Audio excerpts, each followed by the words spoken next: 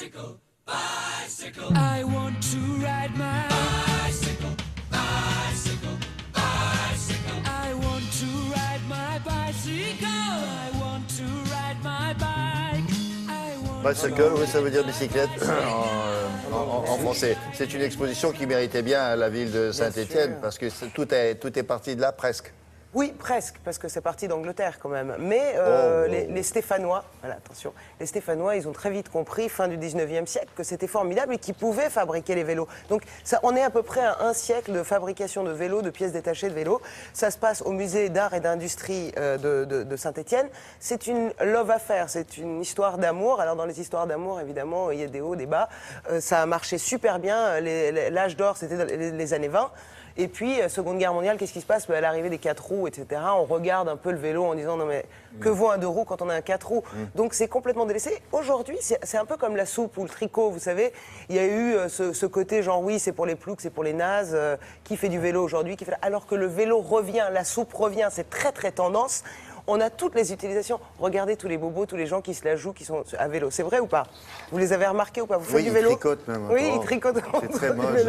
C'est très très moche. Et donc voilà, et la ville de Saint-Étienne revient sur un siècle formidable des deux roues. Je vous propose de découvrir et les industries et l'histoire. Vous allez voir dans l'exposition, il y a même des petits écouteurs pour suivre carrément toute l'histoire de cette industrie formidable. Direction Saint-Étienne, regardez. Bicycle, bicycle. I want to ride my bicycle. L'exposition dresse une rétrospective complète de l'histoire du cycle à Saint-Étienne, qui a été capitale du cycle, une industrie qui a démarré à la fin du 19e siècle et qui existe encore un petit peu aujourd'hui au travers d'entreprises qui ont su continuer à exister. Donc dans cette exposition, on a imaginé deux espaces. Un espace très, on va dire, pédagogique, où on explique comment le cycle est arrivé à Saint-Étienne, comment il s'y est développé et de quelle façon il s'organisait. C'était assez particulier en fait. On avait un réseau extrêmement dense, plusieurs centaines de fabricants qui faisaient soit des vélos, soit des pièces détachées, et on pouvait à Saint-Étienne avoir vraiment une bicyclette complète en allant chez chaque détaillant pour s'équiper. Au départ, le cycle, à la fin du 19e, c'est un objet un petit peu de luxe, hein, c'est cher, il y a beaucoup de main-d'œuvre, du matériel pour le fabriquer.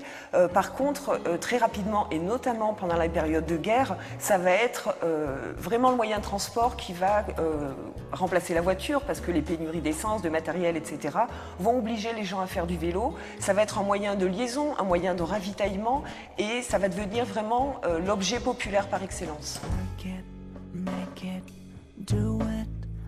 On a une deuxième salle dans l'exposition où on va mettre en évidence la spécificité de chaque fabricant. Donc les marques les plus connues, Manufrance, Automoto, Mercier, et on reconnaît très bien le fameux vélo de contre-la-montre de Raymond Poulidor qui a été l'égérie de l'équipe Mercier, qui a vraiment le look d'un vélo des années 70, cadre en acier, équipement Campagnolo, et la couleur.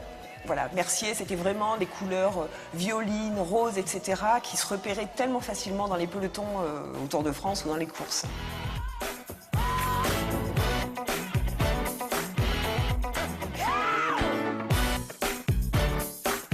À l'heure actuelle, il y a un vrai renouveau du vélo. D'une part, on a des designers, des fabricants qui sortent des modèles beaucoup plus légers, beaucoup plus performants. Les villes se transforment aussi avec des plans urbains qui privilégient les modes de déplacement doux.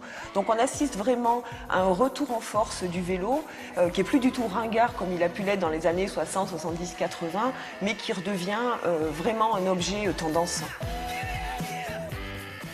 Voilà, vous ne trompez pas, c'est à Saint-Étienne, la manufacture d'ailleurs, dit-on, me semble-t-il. Musée d'art et d'industrie de Saint-Étienne, et vous avez jusqu'au 5 janvier. Allez, de tout à l'heure, l'actualité du théâtre avec 2 pièces, s'il vous plaît, et puis l'actualité du cinéma avec un chef-d'œuvre du 7e art. Et le matin, c'est toujours le matin. T'as compris ?